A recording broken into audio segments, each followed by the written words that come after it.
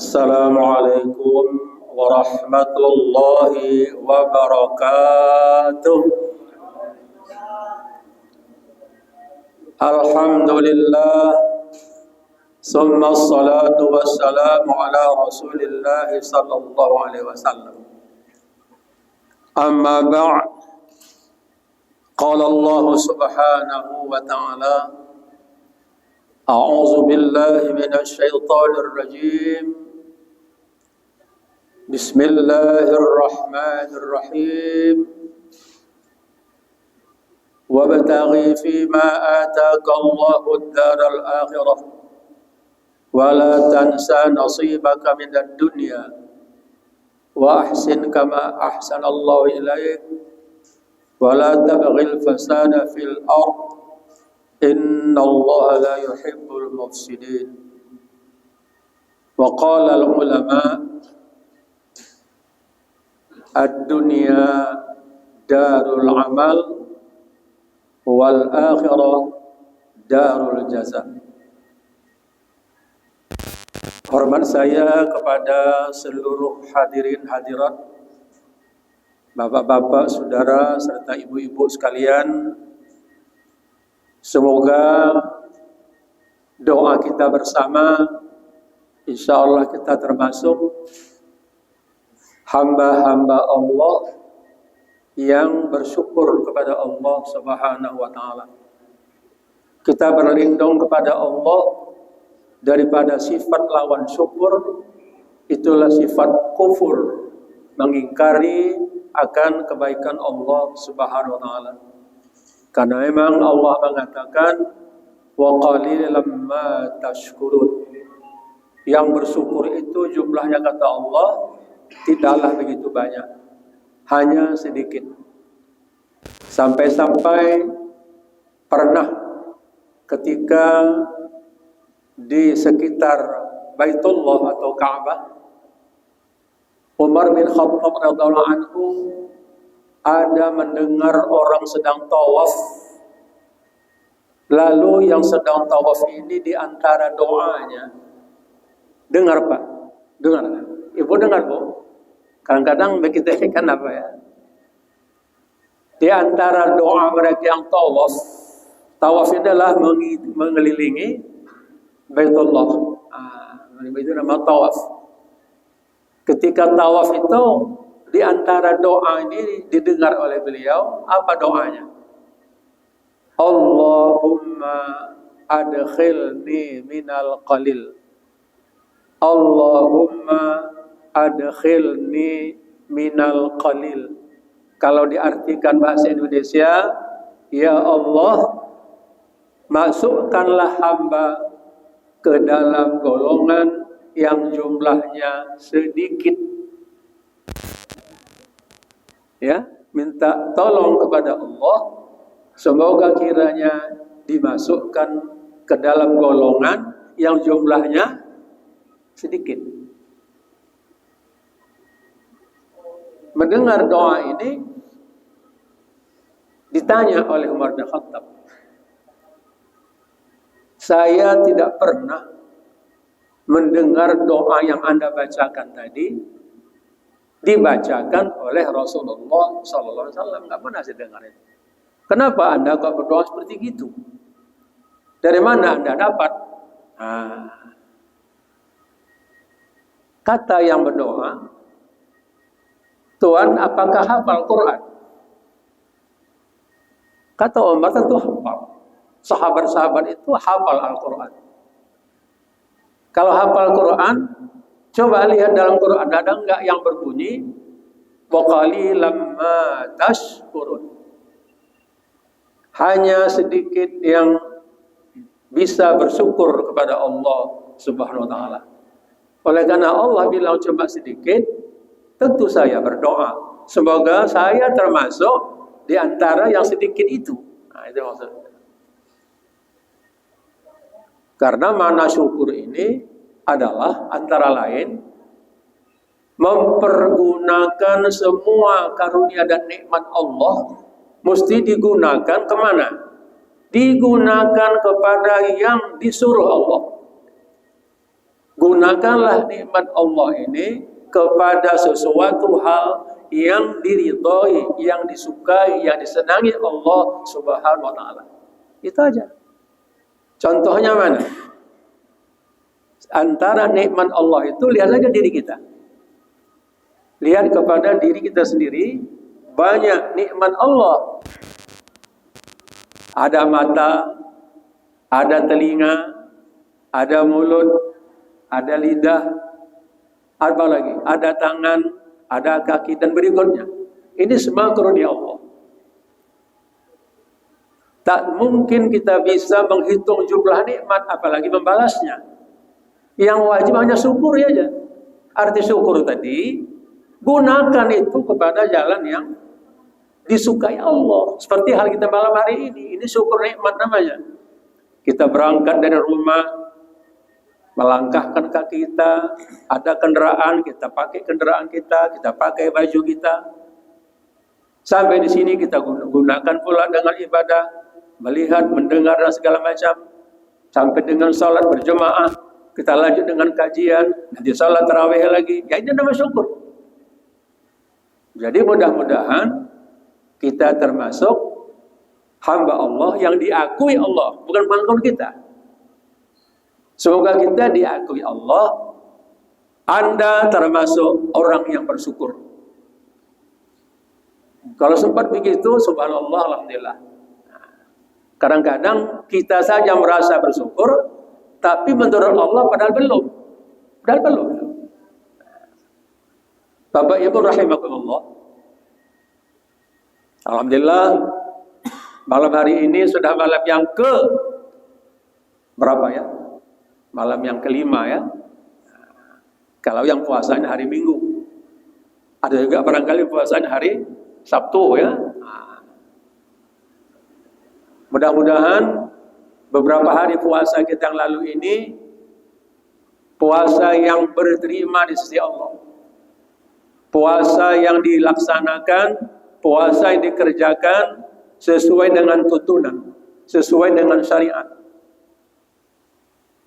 Karena ada orang yang puasa tapi tidak sesuai dengan tuntunan, tidak sesuai dengan syariat. Sehingga Nabi Rasulullah SAW jauh-jauh hari sudah mengingatkan, sudah memberikan suatu peringatan gitu. Tapi apa peringatan Rasul? Kam min shaimin laisa lahu min siyamihi illa al-ju'i wal 'atash. Rasul sudah bilang jauh hari. Apa artinya itu? Nanti kata Rasul, di tengah-tengah umat Islam, mereka memang berpuasa. Puasa. Kenapa dia puasa? Karena puasa itu rukunnya cuma 2 aja. Hanya 2. Beda dengan sholat. Kalau sholat banyak rukunnya. Rukun sholat 13. Kalau sholat jenazah, rukunnya cuma 7. Sholat jenazah. Kalau sholat kita biasa gini, rukunnya 13. Tapi kalau puasa cuma 2 aja. Enggak banyak. Dikerjakannya kedua-duanya. Dia sudah puasa memang deh. Apa yang 2 itu Bapak Ibu? Mengulang kaji sedikit. Yang pertama sekali puasa itu adalah berniat. Berniat. Niat itu adalah setiap malam. Apa niat puasa? Ini macam-macam versi juga niat puasa ini. Macam-macam versinya, macam-macam redaksinya. Pertanyaannya, apakah niat puasa mesti pakai bahasa Arab? Karena doa puasa itu memang gitu, kita lihat di buku-buku, di kitab-kitab pakai bahasa Arab nih. Dengan bermacam-macam redaksi juga. Jawabnya, berniat puasa boleh menggunakan bahasa apa saja. Boleh.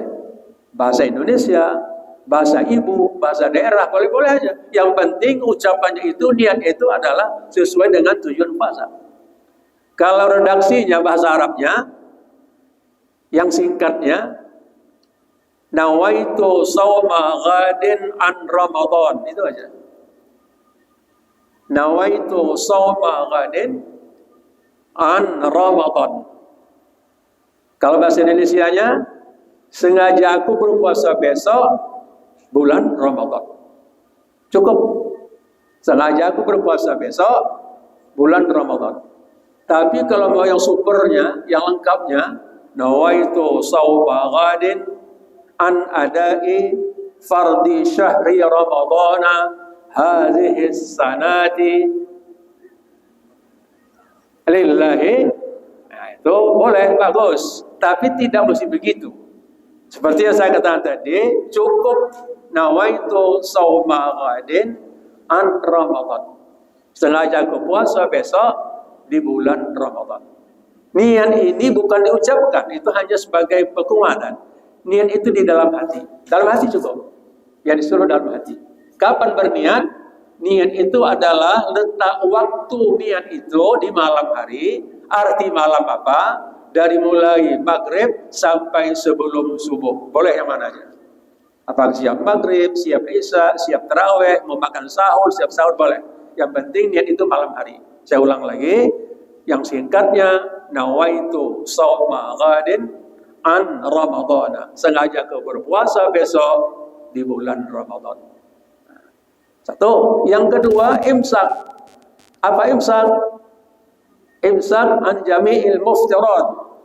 Menahan diri dari yang bisa membatalkan puasa. Itu aja. Tahan diri dari sesuatu yang bisa membatalkan puasa. Kapan ditahan itu? Min tulu'il fajri ila ghurubish syamsi. Mulai terbit fajar, tahanlah diri dari terbit fajar, batasnya hingga terbenam matahari. Dua itu aja. Malam dia berniat, lalu mulai terbit fajar, ditahannya dirinya dari melakukan hal-hal yang membatalkan puasa. Dari mulai terbit fajar sampai terbenam matahari. Puasa, sah. Dia nggak berdosa lagi. Lepas kewajibannya. Yang menjadi masalah, apakah punya sesuatu nilai? Puasanya sah, nilainya apa? Maka Rasul mengatakan, kam min sha'imin laisa lahu min siyamihi illa al-ju'i wal 'atsy. Banyak nanti kata Rasul umat Islam mereka melakukan puasa. Ingat tadi puasa apa? Puasa malam hari dia berniat, lalu pagi hari dia menahan diri dari badan. Ya puasa, sah ya sah saja. Cuman masalah nilai. Nilainya semana? Bisa saja serumah suami, istri, anak, menantu berpuasa. Begitu berbuka, kontennya nggak sama, nilainya nggak sama. Nilai puasa si istri sekian, nilai puasa suami sekian, nilai puasa anak sekian, nilai puasa menantu sekian, nilai puasa cucu sekian. Bisa-bisa lebih tinggi nilai puasa cucu ketimbang syatok. Bisa jadi. Masalah nilai. Bapak Ibu rahimahullah. Makanya kita perlu kajian-kajian. Ilmu-ilmu yang ada di dalam Islam termasuk dalam ibadah. Karena ibadah itu harus yang pertama dengan dasar iman, yang kedua dengan dasar ilmu pengetahuan, yang ketiga ikhlas. Iman, makanya Al-Quran mengatakan ya ayyuhalladzina amanu. Itu dia. Wahai orang-orang yang beriman dulu dipanggil. Sebelum diperintahkan panggil beriman dulu. Apa beriman? Dia itu meyakini bahwasanya Allah itu esa. Tuhan itu adalah Allah. Allah itu maha segala macam. Dia itu mentaati perintah Allah. Resikonya adalah orang yang bersaksi tiada Tuhan selain Allah, maka dia mengakui bahwasanya Allah punya aturan, Allah punya syariat yang mesti dipenuhi, yang mesti ditaati. Seberapa banyak? Semaksimal mungkin. Perintah Allah itu tidak boleh dipilih-pilih.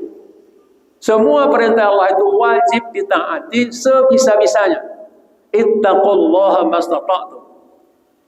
Dalam kita mentaati Allah, dalam kita beragama berislam ini, kerjakanlah perintah Allah itu sebatas mana mampunya.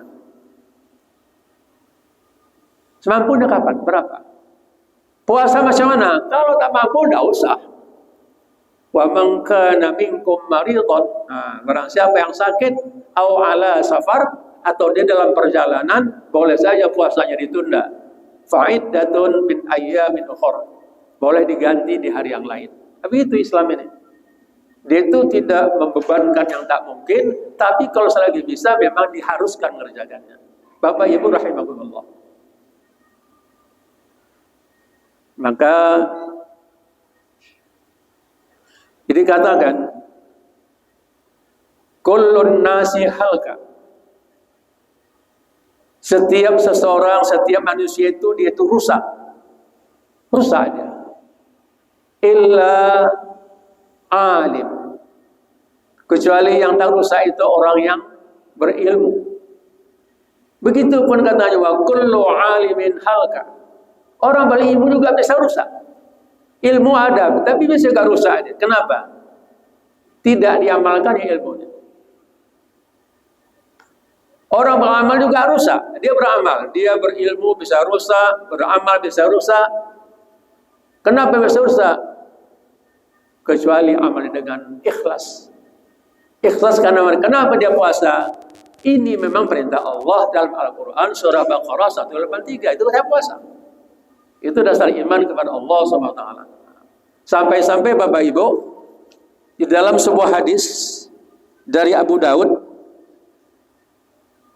kata beliau, sami'tu Rasulullah sallallahu alaihi wasallam yaqul, aku pernah dengar Rasul mengatakan, Rasul bersabda, kata Abu Darda ini, apa kata Rasul?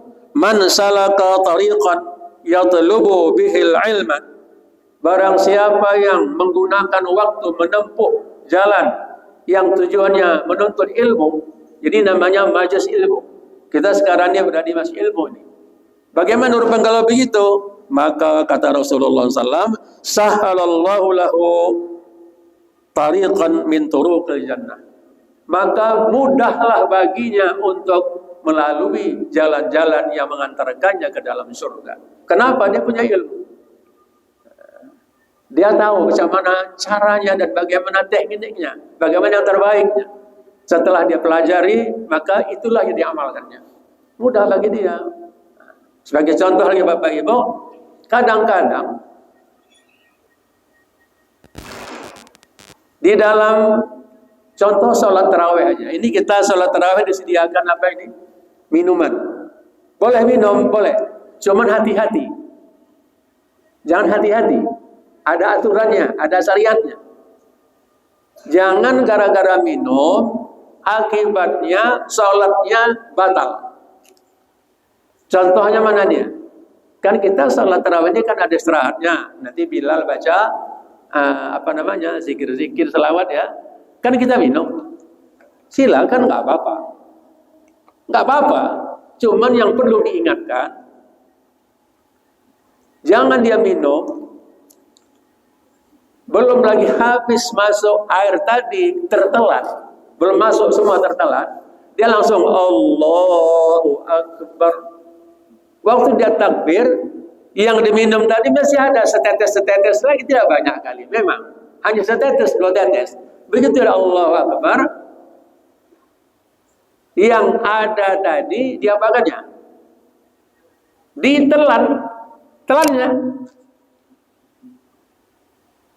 Setetes 2 tetes ditelannya. Risikonya apa? Di dalam sholat tidak boleh makan, tidak boleh minum, tidak boleh berbicara dengan pembicaraan makhluk, nggak boleh. Ada orang assalamualaikum, waalaikumsalam, boleh Pak? Kita sedang sholat, ada orang assalamualaikum bertanya, kita jawab apa? Waalaikumsalam. Apa risikonya kalau gitu? Sholatnya batal. Itulah dia, tak boleh ngomong sama kecuali ini langsung kepada Allah. Tapi ghairil maghdubi alaihim waladdallin, kata iman. Amin, dia boleh. Kan ini antara manusia sama khalik. Manusia dengan makhluk. Makhluk dan khalik. Yang tak boleh dengan makhluk. Jadi kan imam hitam tak boleh, makan tak boleh. Walaupun itu sedikit di balik gigi kita keluar. Tadi makan dolubi. Tak tahu ketika sholat keluar dolubi itu.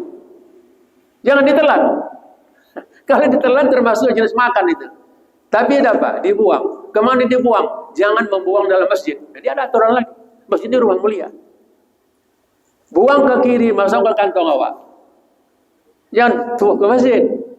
Ya, haram hukumnya berludah di dalam masjid. Ini rumah Allah, rumah yang mulia. Nah, ini perlu kajian, perlu ilmu.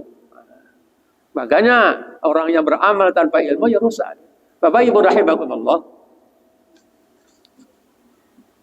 Kita lanjutkan tentang puasa tadi. Maka Rasul sudah wanti-wanti, hati-hati kata Rasul, jangan sempat puasa itu laisa lahu min siyamihi. Dia tidak mendapat nilai, dia bukan tak sah ya. Dia tidak mendapat nilai dari puasanya itu, cuma dapatnya illal ju'i wal atash. Yang dapat cuma lapar dan dahaga haus. Kenapa lapar? Ya nggak makan dari pagi sampai sore, ya lapar. Kenapa haus? Tak minum. Dia cuma dapat itu aja. Kenapa? Nah, inilah dari perlu kajian, perlu ilmu, tata cara puasa. Contohnya Rasul mengatakan, "Shallu kama ra'aitumuni usolli." Kalau kamu sholat, ikut cara aku sholat. Termasuklah puasa ini. Nah, Bapak Ibu rahimakumullah.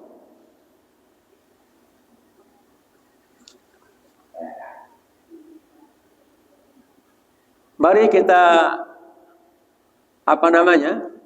kita perhatikan yang kita lakukan selama puasa. Saya mulai dari menjelang berbuka puasa.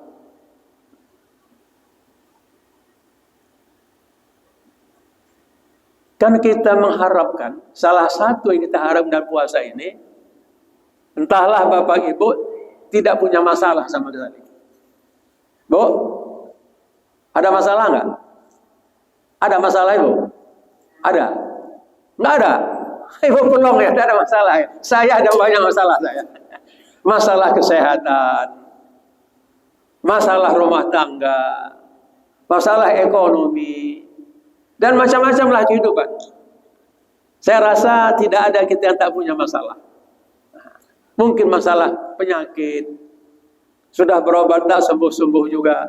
Juga mungkin masalah rezeki, kok mampet-mampet rezekinya. Apalagi kita itu mengharapkan pertolongan Allah.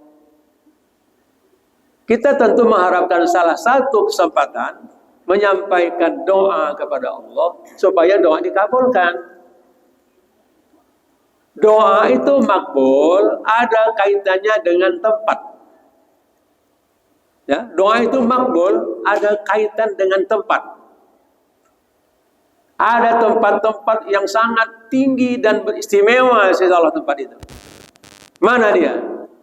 Ya, kalau di tanah haram sana, di Arafah lah. Di Arafah. Ketika orang haji wukuf di Arafah. Nah, di sana tempat yang paling mustajab untuk berdoa. Nah, kalau di Madinah, di Raudhah namanya. Di Madinah itu menjadi Nabawi ada tempat namanya Raudhah. Kalau di Makkah Masjidil Haram, di Multazam, di depan pintu Ka'bah, itu tempat. Kemudian, kalau di Medan, di masjid, adalah di negeri kita di Medan ini tempat yang paling mustajab doa. Berdoa itu bukan di kuburan, ya. Berdoa itu di masjid. Lalu masjid mana lagi? Masjid ini yang paling mustajab di mihrab, tempat imam. Makanya imam tidak boleh berdoa untuk sendiri, mesti berdoa kepada orang lain. Ada tak ada jemaah yang nunggu, karena tadi berjemaah dia mendoakan pakai na. Maksudnya semua jemaah ikut sholat tadi itu termasuk mendapatkan doa dia. Itu tempat. Ada lagi doa itu yang sangat diperhatikan Allah, bukan lagi tempat, tapi waktu. Waktu kapan? Nah, ini dia. Waktu kapankah doa itu yang mendapat tempat istimewa? Satu, kaitan dengan puasa. Menjelang detik-detik berbuka puasa. Oh, di sini dia. Kira-kira berapa itu? Katakanlah kira-kira 7 menit menjelang puasa, menjelang berbuka. Saya ingatkan dan saya ajak, kalau menjelang berbuka ini, hentikan semua kegiatan. Kalaupun kita berbuka di rumah, jangan nonton TV, apalagi menonton sinetron. Berarti kita menyia-nyiakan waktu-waktu yang Allah tunggu. Allah tunggu ini. Diperhatikan itu. Siapa yang berdoa kepada aku, kata Allah. Kapan itu? Menjelang berbuka puasa. Kira-kira itulah 5, paling lambat 7 menit. Berbuka dah siap semua, carilah tempat atau di mana sudah beruntuk kita, hadapkan ke kiblat yang baiknya, berdoa sama Allah, sampaikan, ceritakan sama Allah. Karanglah sebuah cerita. Apa masalah kita dalam hidup ini? Ada apa harapan, apa keinginan? Sampaikan sama Allah. Kapan menjelang berbuka? Ini tempat yang sangat-sangat makbul doa. Maaf cakap, mohon maaf sekali lagi. Usahakanlah menahan diri dari yang lain doa. Apa aja? Termasuk membaca WA. Nanti aja baca itu, nanti aja lah. Ini kadang-kadang enggak juga ya. Masih baca WA, masih cerita-cerita. Batin itu tidak serius menghadapi berbuka itu. Rasulullah itu begitu. Kalau kita lihat, saya pernah lihat itu ketika di Tanah Suci, baik Makkah atau Madinah. Wah, mereka ini kalau sebelum berbuka itu bukan banyak doanya, banyak sekali. Menyiapkan bukaan itu tuh. Berbuka disediakan. Bahkan kalau bulan Ramadan, Bapak Ibu, itu anak-anak sekolah kan libur. Anak sekolah yang libur. Anak sekolah disuruh oleh orang yang bersedekah mencari orang yang mau berbuka. Cari orang. Saking payahnya mencari orang yang diajak berbuka. Kalau dapat satu orang aja, dikasih sama dia itu 20 rial. Kalau dapat satu orang diajak berbuka, ini Pak, ini satu orang ikut buka sini. Dikasih anak itu 20 rial. Sekarang 1 rial berapa? Kata 4 ribu. Satu orang berarti 80 ribu. Dapatnya 5 orang, 5 kali 80 ribu. Berapa gajinya? Hah? 400 ribu dapat dia. Karena saat di sana itu udah musim Ramadan gitu. Wah, mereka itu apa? Sangat apa kali bersedekah ini? Sangat menggebu-gebu lah gitu ya. Sangat menggebu-gebu sekali.